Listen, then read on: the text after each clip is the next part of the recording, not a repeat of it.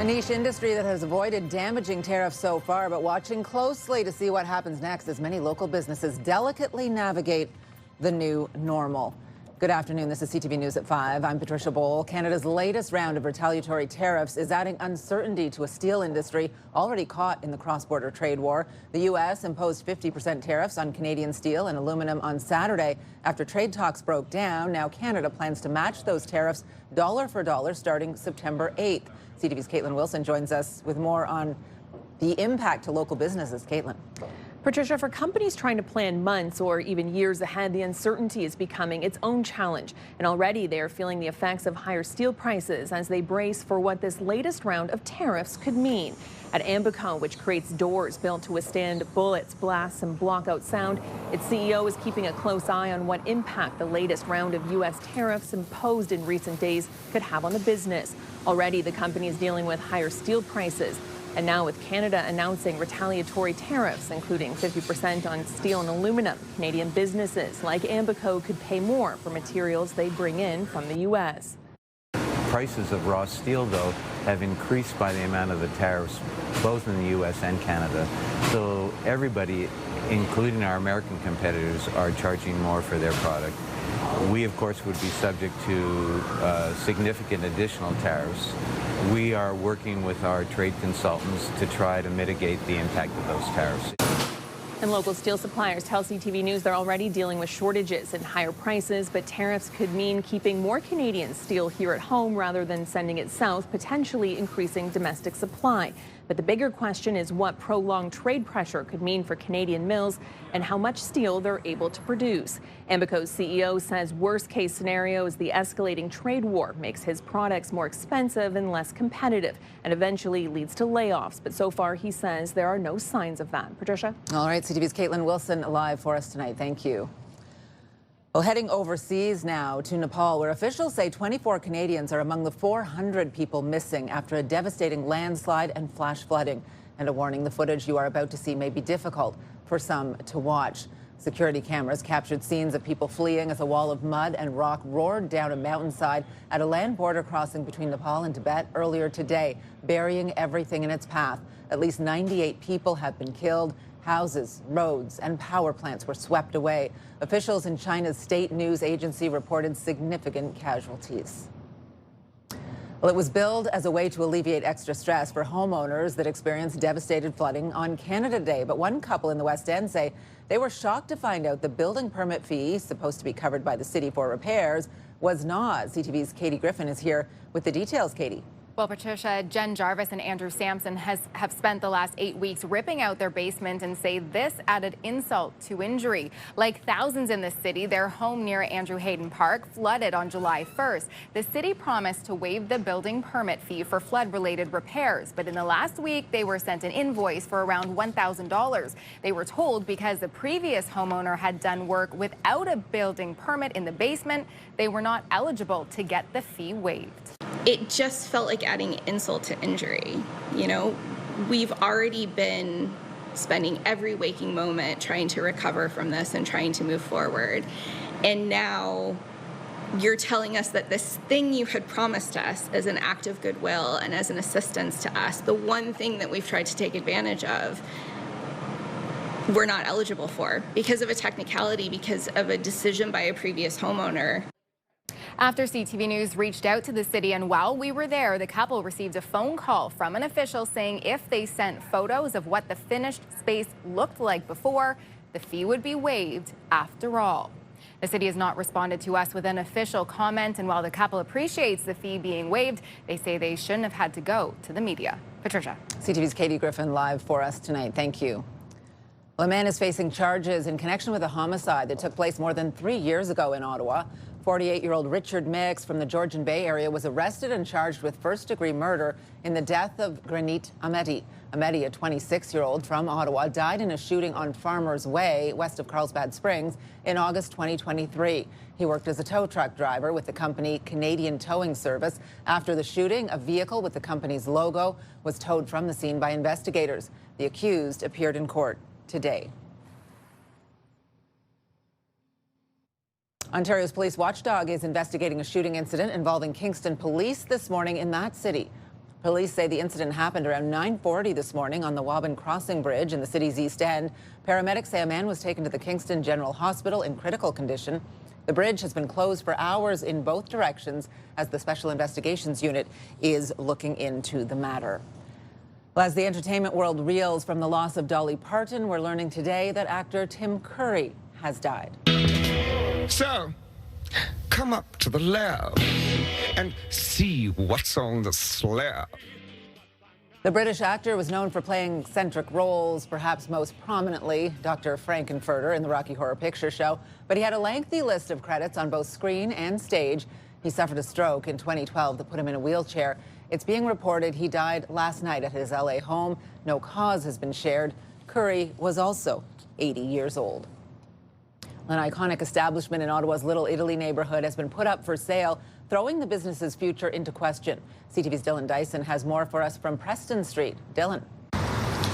Patricia, the Prescott, known as a legendary bar and restaurant here in Ottawa on Preston Street, is now up for sale. Since first opening in 1934 as the Prescott Hotel, the business has become a cornerstone landmark for social gatherings in Little Italy. The business was sold from the founding family 6 years ago and kept as is. But what has loyal patrons now worried is the prospect of the Prescott changing or shutting down. The real estate listing for the establishment says the business is available with training or can be converted into a different concept, cuisine, franchise, or entertainment venue. Well, I just heard about it now. I just hope it doesn't change. If it changes, then I probably won't be coming anymore. It's an institution. It's a place in Ottawa that hasn't changed for so many years. Because if you look at anywhere in Ottawa, it's changing so fast. Now owned by MRG Group, a national hospitality and entertainment group, the Prescott was listed for sale about 3 months ago with a current asking price of $500,000. But rent will still need to be paid to the tune of $34,000 per month for whoever buys it. Customers are just hoping that whenever that happens, they will still be able to come here and get their same meatball subs. Patricia. I thought that this was actually going to be a much larger and longer trial. I didn't think that they were going to come to a settlement because it just seemed that the sides were way too far apart. Coming up on CTV News at 5, Meta agrees to pay billions to settle claims it designed Facebook and Instagram, all to addict children.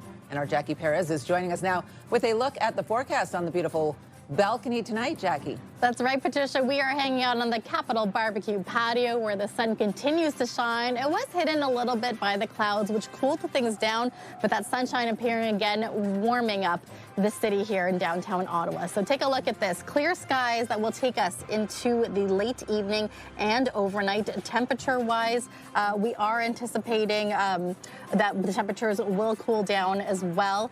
And again, we are looking at temperatures that will likely stay between 20 to 15 degrees. And we'll have a closer look at your long-term forecast in just a bit. All right, Jackie, thank you. Here's what you need to know. You can check out the Bronx and Tonks Rodeo and Country Music Festival this Friday at the Ottawa Baseball Stadium. The one-day event features professional rodeo and Canadian country music. The tailgate party kicks off at 1 p.m. Stadium doors open at 4. You can visit their website for all the details.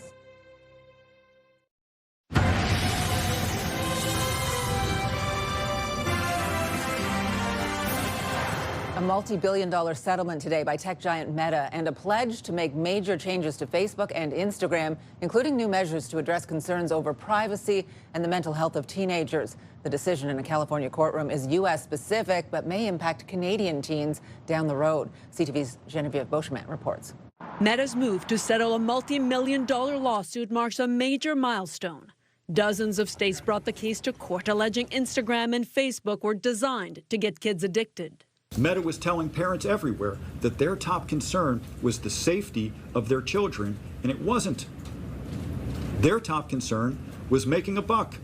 In addition to paying over $17 billion U.S. over a decade, Meta will bring in changes to Instagram and Facebook for teen users in the U.S. Those include a 2-hour-per-day usage limit that can only be changed by a parent or guardian, a ban on cosmetic filters, a ban on like counts, and a night curfew to block feeds, stories, and reels. Victoria Hinks was in court today. Her daughter Alexandra died by suicide. I'm very pleased. There's lots of lawsuits coming for these companies, lots of parents. In a statement to CTV News, Meta said that the changes are U.S. specific and that it already has strong protections in place for teens and offers simple controls for parents around the world. It also says it will continue to monitor how the changes are working in the U.S. and engage with other governments. It's really important that these changes are not just implemented for kids in the States, that they are being made available to children and youth in Canada and around the world. Products that are on the market that are available to young people should be safe. Still, advocates say the settlement is the latest sign of a shift. Thousands of lawsuits, including in Canada, are pending. And earlier this summer, Ottawa introduced the Safe Social Media Act. Now, many in a generation that came of age as social media came along now hope new measures will be effective for their children. The fact that I'm an adult and it still comes to be an unhealthy thing for me, I definitely want to protect them from it as long as possible. Now, many parents say they'll be watching to see just how quickly these changes will actually lead to changes in children's mental health. Geneviève Beauchemin, CTV News, Montreal. I think we're really trying to show that masculinity can happen in many different ways. Well, coming up on CTV News at 5, a group of university student athletes writing stories to inspire the next generation of boys to grow into emotionally intelligent young men. Look forward to that as we take a live look at the roads. The 417 slow from Bronson to March Road. There's a collision just after Moody eastbound. That's backed up there from Woodruff to Parkdale. Also between Riverside and Innis, a collision on the off-ramp at Innis. A couple of other collisions as well. Eagleson near Campo Drive, Greenbank north of Baseline.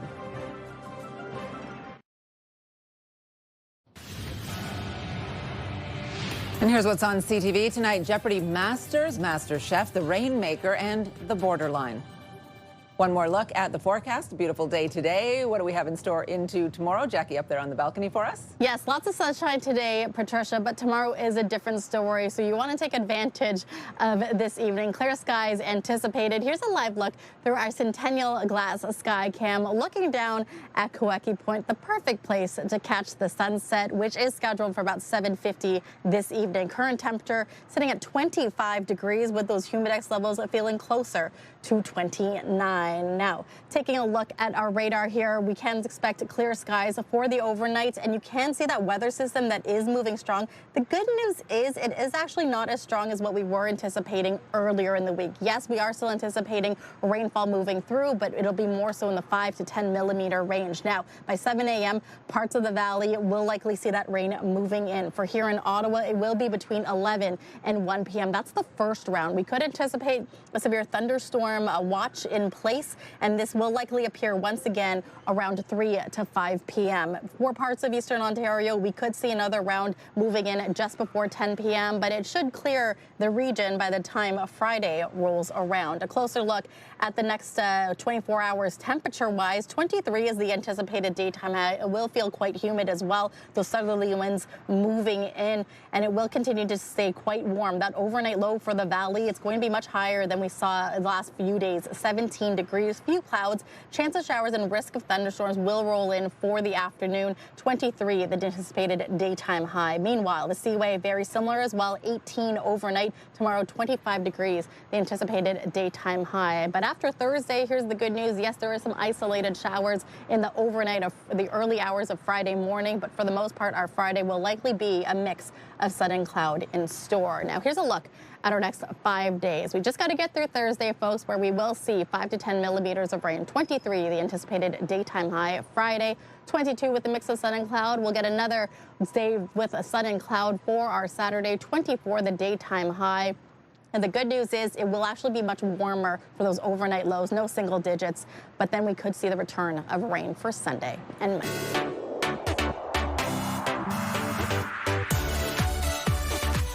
On today's edition of Simply Ottawa, some Carleton University varsity athletes are adding a new title to their name, author. They've written stories to help younger boys challenge some of the problematic elements of masculinity and help them build emotional intelligence. CTV's Camille Wilson has that story. From athletes to authors, 8 Carleton University varsity sportsmen are now published storytellers. Accomplish something like this, it's not basketball, it's not sports, it's something different. So obviously for me, it means a lot. Nelson Cilien, a basketball player with the Carleton Ravens, writes about the young kid in him playing sports and dancing, thinking that was all he needed to be successful, until he began to struggle with academics and the basketball dream was almost ripped away. He decided to write about it. I feel like in life, you also need to take a step back to have like a bigger step forward.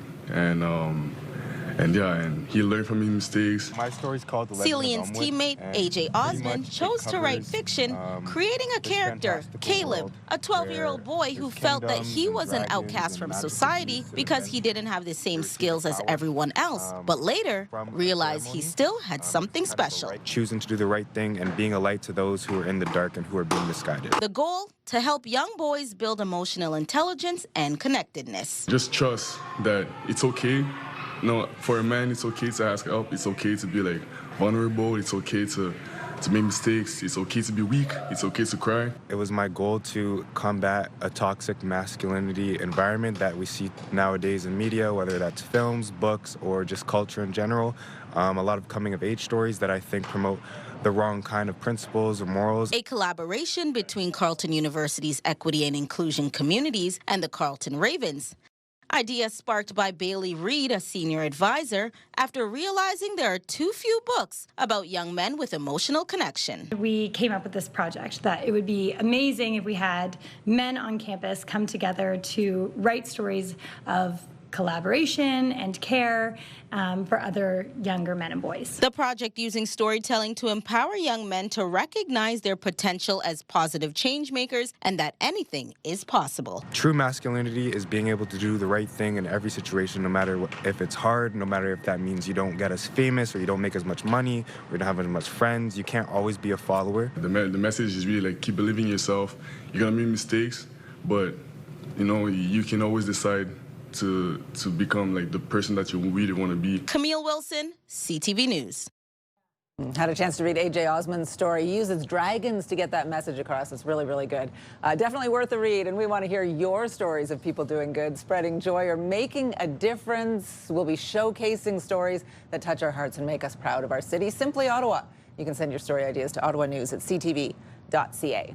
Well, coming up for us here on CTV News at 5, you may notice some changes next time you're at the grocery store with a renewed push to buy Canadian amid the latest trade war escalations. And if you need gas this evening, one of today's cheapest gas prices can be found at the Petro-Canada station on Carbrook Street in Canada. Regular gas there tonight, $1.66.9 a litre. Get the latest live local breaking news. Sign up now for our morning and evening CTV News Ottawa newsletter. The best local content from CTV News, Your Morning Ottawa, and News Talk 580 CFRA. Get it all in one place. Sign up now at ctvnewsottawa.ca. The CTV News Ottawa newsletter is brought to you in part by CAA Business.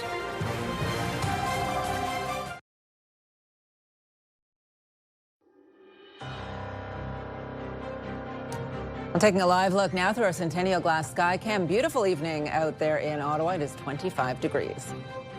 And here's what we're working on for 6 o'clock. We fought back against tariffs by suing our government. Canada should fight back against our government by imposing tariffs on us. As the Canada-U.S. trade war heats up, we head south of the border, taking a look at how U.S. businesses are reacting to these latest rounds of tariffs. It just felt like adding insult to injury. We've already been spending every waking moment trying to recover from this and trying to move forward. An Ottawa couple has had enough, faced with roadblocks when they were trying to take advantage of a city decision to waive building permit fees for repairs related to the Canada Day floods that hit their basement. The grass smells great. It's just so nice.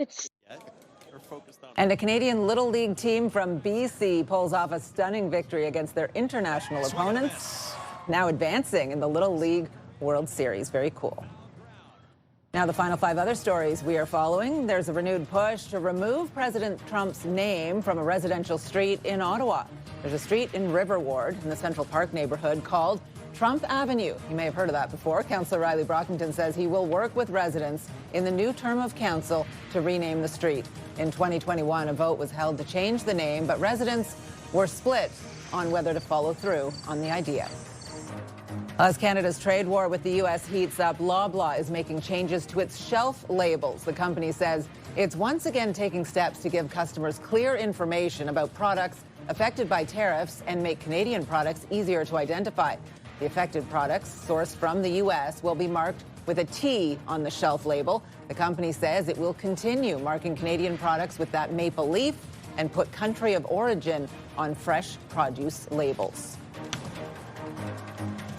Well, the city is set to come up with a framework for assessing data center proposals. Data centers power artificial intelligence and are becoming an increasingly divisive issue here in Ottawa and right around the world. They use a lot of power, and Hydro Ottawa is warning about the stress they will put on the city's power grid.